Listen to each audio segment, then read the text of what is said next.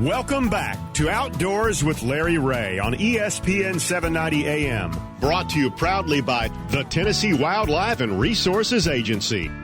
Hey, welcome back to Outdoors with Larry Ray as we roll into our 19th year on the air. This is show number, it's 480-something in all the years we've been doing this. And this being the last Saturday of the month, fourth Saturday, that means it's bonus Wong. Ron Wong. Good morning, Ron. Back to you. Good morning, everybody. Good morning, Frank. Good morning, Larry. Yeah, Frank. Good morning. Frank Barton is on the other line, co-host also. They would normally be in the studio with me, with Shelby McCall, the show producer, but these are trying times, and it's me and Shelby. Shelby, move back, Shelby. You just moved within 5 feet of me now. Come on now. You gotta stay 6 feet away from me here now, you know. Yeah, and everything. But, hey, looking forward to this guest. Ron, thank you for hooking this man up. I've been really wanting to have him and talk on the show with Jeff Sprague because I know that normally he'd be in the woods and he may be turkey hunting today, but normally he'd be doing a lot of fishing. So we got to ask him how is he getting along with his psychologist as we work through these times when there's no tournaments or anything like that. Good morning, Jeff. Good morning, Larry. Good morning, Ron. Hey, buddy, thank you for taking time to be with us down in Point, Texas. I love that name. I love Point, Texas. You're always on point, right? In Point, That's Texas. Exactly right. And if you ain't the point, you're the eraser. You're the eraser. All right. I bet I can tell you've been asked that before. You ready to come back about it? Hey, I know that, and Ron had pointed this out when he got you as a guest and said, "Let's talk to Jeff." And I said, "Great." I know 2020 had started out. This was going to be you were really locked in and things along that line. Then, like all the rest of us, things kind of changed. And so I was going to ask you, what's it been like since you're on hiatus here? I know you love to turkey hunt and things along that line, but what's occupying your time now? Well, as we talk right now, I'm out here about as frustrated as you can get trying to put up about 3,000 foot of barbed wire fence and don't seem like nothing's going right for us today. So oh, no. A little aggravated with that, but that keeps us socially distanced away from anybody up in the city or anybody who may have it, something that we don't necessarily want out here in East Texas. But between, fixing fence and working around the house and spending time with the family and turkey hunting, I've been catching some crappie, but other than that, that's about it, to be honest with you guys. Just kind of trying to keep a low profile, stay away from folks, and let this thing blow over. Well, I know it's trying times for all of us, and I know it is for you living in East Texas there that you do and everything. But I know Major League. Go ahead. Yeah, I was just going to ask him about the transition he made into Major League Fishing, and yeah. I know the career that you posted in FLW, and then here we come along and we go to this thing where unlimited numbers can be caught. That 5-fish limit was one of those guys, and I think you remember that you really liked the setup on the Major League Fishing, didn't you? I do. I think it relates more to just your everyday angler that wants to go out and go fishing. We are judged so harshly on at Major League Fishing by the tournament organization anglers that fish the Costas and the Opens and the BFLs because we've all been brought up on 5 fish. Yes. Everybody. I was brought up on 5 fish. Yes. Yeah. But what we don't remember is before 5 fish, there was 10 fish and 15 fish limits, and they put them on a stringer and they carried them in and loaded them on a scale. Yes, they did. Yeah.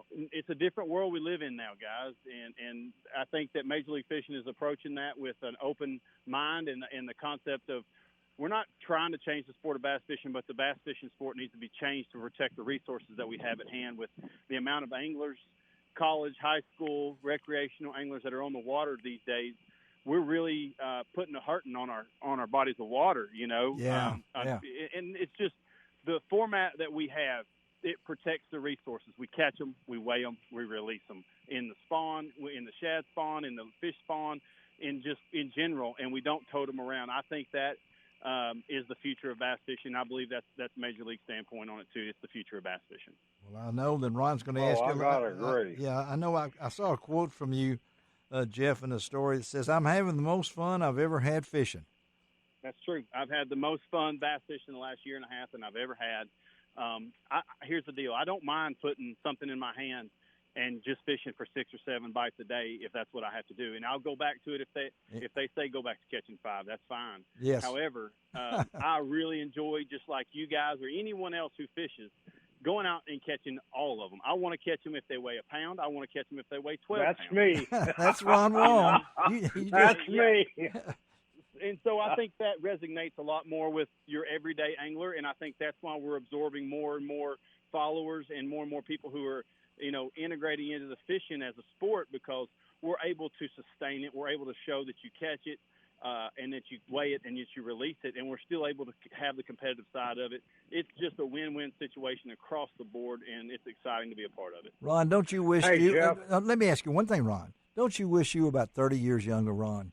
I mean, I just thought that if you were in your 20s or 30s, Ron Wong would be right there with you, because I think Major League Fishing would have, as you said, in your wheelhouse, Ron. So now, Well, that's the kind of fishing I like. As many as I can possibly catch. You're right, exactly right, Larry. all right, ask him a technical question. But, Jeff, I think this is your first full year with the Lose and Strike King family. Yes. How has that really helped you out this year? Oh, yeah. Well, I think that once you guys can see when you become partnered with the best companies in the business and you're able to fish the best products, it shows in your performances. I signed with Strike King before and Lose before the first Major League Fishing event last year. Yeah. And we have not slowed down or looked back. It's been phenomenal. And being able to have a Lose rod and reel in my hand and a Strike King bait attached to it, whether it's a soft plastic or a hard bait, has been paramount. It's meant everything to be able to have the best products and I mean, ultimately, you don't skimp on things, you know, and you can't skimp on baits. You got to buy the best and fish what you have confidence in. And being partnered with Strike King Lose, it has been phenomenal for just in my mind, in my mental abilities, and then the actual, product itself. You don't have any second guess if you're throwing the right bait, if it has the right action, any of the following. You know what I mean? Yes. Oh, we know what you mean. We're just sorry that Strike King had to move. I mean, yeah. I mean, we kind of. Jeff, one of the things I noticed about your equipment, because I've studied your equipment in your boat. You studied a lot of boats. In testament to Lose products, you don't use very much, if any at all, of their high-end products. You use a lot of those affordable rod and reels that people use. Tell our listeners how you select the kind of rods and reels you use. Yeah. So everybody from a local angler all the way out to your competition anglers, all the way to your Major League Fishing professionals, the guys who are the guys that, that everybody's wanting to know what we're using and what we're doing, that once you get over the hump of that, and once you no longer worry about, I need the best, the most expensive product on the line, you're able to kind of find what fits you. Now, me growing up, I was a very poor kid. I grew up, really, really, just really slow and just things like that. And when I say slow, I mean just we didn't have a lot, and so we fished with just what we had, what we could. That's right, like most people do. Yes. And there's no reason that you have to have that. So as I've developed into my career here, I don't care. I close my eyes when it comes. If this makes sense, it doesn't matter to me if the rod costs $359 or if it costs $59. It doesn't matter to me. Great. As long as that rod does the job. And so I don't necessarily go and choose my rods off of a line. I will go pick up every single rod that we have to offer in every single line, from the $59 one all the way up to the to the $359, and I will use the right rod for the job. And we have a TP1 series. Yes. We have the custom lights, and then I have some of the Pro TI series. So I have a variety of all of Lose products, and I use them every day on the water, meaning in a tournament situations. I'm not throwing the most high-end rod. on a lot of my situations. It's just because every rod is different in an action, and if you like it, it doesn't mean that you have to go and say, I've got an $89 rod, I've got to go buy a $389 rod. You don't have to do that. If that $89 rod fits you good and you set the hook well on it and you can feel what's going on, that's what you need to be using.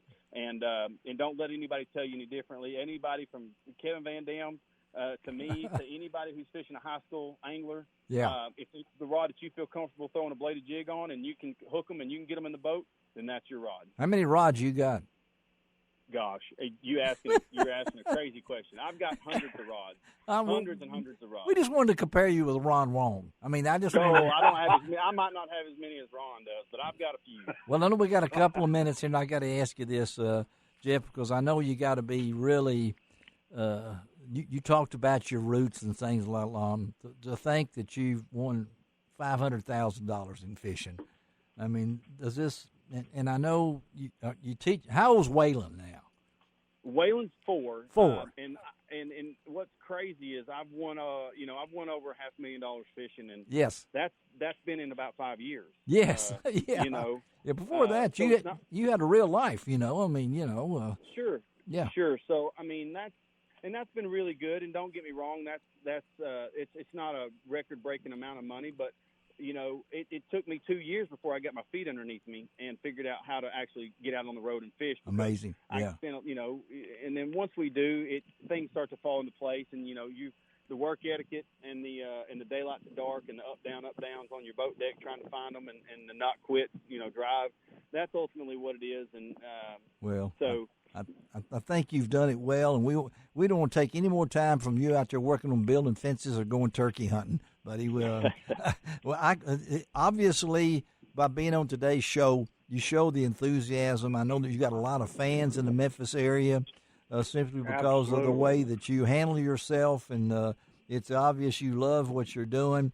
So we hope that, as all of us do, we're going to get through this thing. We're going to be back fishing someday. And when it happens, get those 1,000 rods you got and pick out 5 of them and go fish, okay? So absolutely. All right, buddy. Thank you for being with us, okay? Yes, sir, Larry. Y'all have a good one, and y'all get in the woods and get you a turkey. I'm going to. Yes, Thank sir. you, man. All right. Now, Frank, I'm fired up about going turkey hunting. Now, I think I'll leave this to you and Ron, and I'll just go. I finally found someone that hadn't killed anything either. So, anyway. That's what happens. I wonder what kind of four-wheeler he's got, Frank. What do you think? You think that's a four-wheeler man, Frank? I would imagine so. Yeah, I was going to ask him if he did, but I don't think he's a slingshot man, but I think he's a four-wheeler man myself. So you guys hang in there. Ron, you hang in there. Frank, I'm here. Hang on. We're not just going to talk fishing all the time, Frank. Come on. I'm good. I know it. That's all right. Okay. All right, let's take a break. We'll be right back on Outdoors with Larry Ray.